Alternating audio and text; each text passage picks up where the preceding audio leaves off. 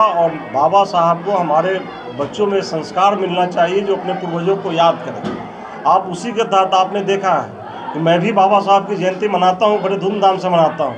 पूरे बिहार के अंदर अपना एक पारू प्रखंड ही है, जो प्रखंड के अंदर ब्लॉक के अंदर बाबा साहब की आदमकद प्रतिमा लगाई गई है। पूरे बिहार में कहने इसकी शुरुआत मैंने की है 2008 में ही। अब जरा कल्पना कीजिए, 2008 में इस विद्यालय की नींव मेरे ही द्वारा दी गई थी, लेकिन इतने सारे ऑब्जेक्शन से, इतने सारे ऑब्स्ट्रक्शंस थे, सबको करते हुए मैं पवन जी को धन्यवाद देना चाहता हूँ। एक न्यू स्कूल का आपके द्वारा प्रारंभ किया गया, क्या कहेंगे सर?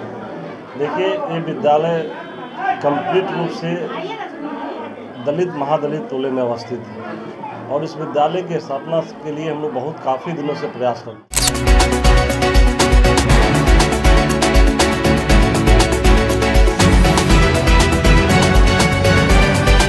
इसलिए विद्यालय अब गांव-गांव लगभग वार्ड टोले हमने करवा दिया है और इसका आज देखने को मिल रहा है कि लोग समाज में, क्योंकि 2005, 6, 7 में जब हम लोग किए थे, उस समय जो बच्चे थे पढ़ करके बड़े हो गए हैं, तो उनसे जब बात करता हूँ तो जात पात की बू नहीं आती है, वो सामाजिक बू आती है। समाज में एक साथ कैसे लोग रहे उसकी बात आती है। इसलिए समाज में शिक्षित होना, एक अच्छे समाज का निर्माण तभी हो सकता है जब समाज आपका शिक्षित हो। और शिक्षित 2008 में ही, अब जरा कल्पना कीजिए, 2008 में इस विद्यालय की नींव मेरे ही द्वारा दी गई थी, लेकिन इतने सारे ऑब्जेक्शन से, इतने सारे ऑब्स्ट्रक्शंस थे, सबको करते हुए मैं पवन जी को धन्यवाद देना चाहूँगा, जो यहाँ के शिक्षक रहे हैं। इनके बहुत तमाम कोशिश के बाद में जाके विद्यालय बनकर तैयार हुआ। ये विद्यालय नहीं, समझिए तो इसको महाविद्यालय में कहा जाए, एक बड़ा काम होता है, उस तरह से मैं इसको नहीं मानता हूँ, क्योंकि यहाँ बहुत सारे इस तरह के तत्व थे जो नहीं चाहते थे कि यहाँ विद्यालय बने, और यहाँ एक विद्यालय बनाना अपने आप में कीर्तिमान स्थापित करना है। इसलिए मैं फिर से पवन जी को धन्यवाद देना चाहूँगा कि पवन जी के कार्यकाल में विद्यालय पूर्ण हुआ और मुझे शिलान्यास के साथ साथ आज उद्घाटन करने का भी मौका मिला। इसके लिए यहाँ के तमाम लोगों को धन्यवाद दूंगा, उसके साथ साथ पवन जी को बधाई देना चाहता हूँ।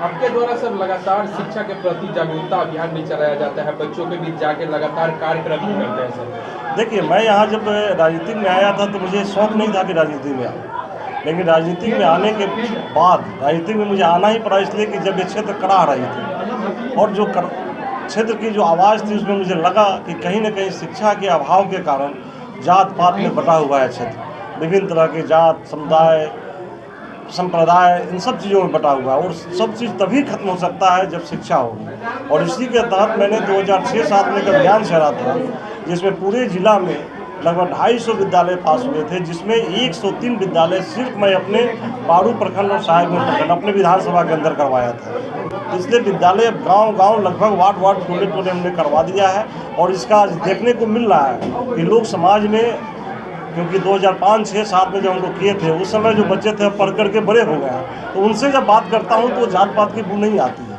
वो सामाजिक बू आती है। समाज में एक साथ कैसे लोग रहे उसकी बात आती है। इसलिए समाज में शिक्षित होना, एक अच्छे समाज का निर्माण तभी हो सकता है जब समाज आपका शिक्षित हो। और शिक्षा के क्षेत्र में हमने प्रयास किया, उस प्रयास में इन जैसे शिक्षक लोग, पवन जी जैसे लोग और समाज के बुद्धिजीवी लोगों ने साथ दिया। आज मेरा क्षेत्र लहलहा रहा है।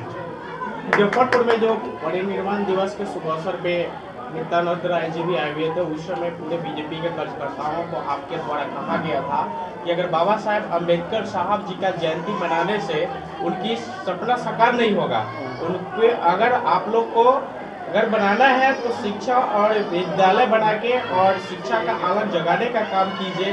तो लग रहा है कि आज यहाँ पे देखने के बाद इस नेकनापुर पंचायत में, इस वार्ड में ऐसे विद्यालय का स्थापना कर आपके द्वारा जो उद्घाटन की गई, लग रहा है कि सपना साकार हो गया। निश्चित रूप से होगा, और बाबा साहब को हमारे बच्चों में संस्कार मिलना चाहिए जो अपने पूर्वजों को याद करें।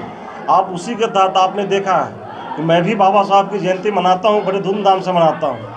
पूरे बिहार के अंदर अपना एक पारू प्रखंड ही है, जो प्रखंड के अंदर, ब्लॉक के अंदर बाबा साहब की आदमकद प्रतिमा लगाई गई है। पूरे बिहार में कहने इसकी शुरुआत मैंने की है और अभी साहेबगंज में उसका करूँगा। और बच्चे में संस्कार मिलना चाहिए कि आखिर किनके द्वारा संविधान निर्माता जो संविधान बनाए, जो मुझे बराबर के अधिकार की ओर ले जा रहा है, और हिंदुस्तान भी उस ऊंचाई शिखर पे, क्योंकि कभी भी देश जो कहा जाता है कि हम दुनिया के विश्व गुरु बनने वाले हैं, वो तब तक नहीं बन सकता जब तक सबसे पीछे पावदान के बच्चे भी शिक्षित होकर के आगे नहीं बढ़ पाएंगे, तब तक वो सपना पूरा नहीं हो पाएगा जो बाबा साहब के आदर्शों पर चल करके आज समाज जो है बढ़ रहा है, उस ओर बढ़ रहा है कि हम लोग बहुत जल्द दुनिया का नेतृत्व करने वाले होंगे। आज कैसा लग रहा है सर? बहुत अच्छा लग रहा है, और ख़ास करके वैसे बच्चों के साथ में बैठ करके जो बच्चे बच्चियाँ कभी शर्म के मारे सामने शिक्षा के अभाव के कारण बात नहीं कर पाती थी, आज मैं उन बच्चों के सामने जाकर कुछ बोल रहा हूँ, जितना बोल रहा हूँ आज वो जवाब दे रही है। लग रहा है कि समाज मेरा अब बढ़ चुका है।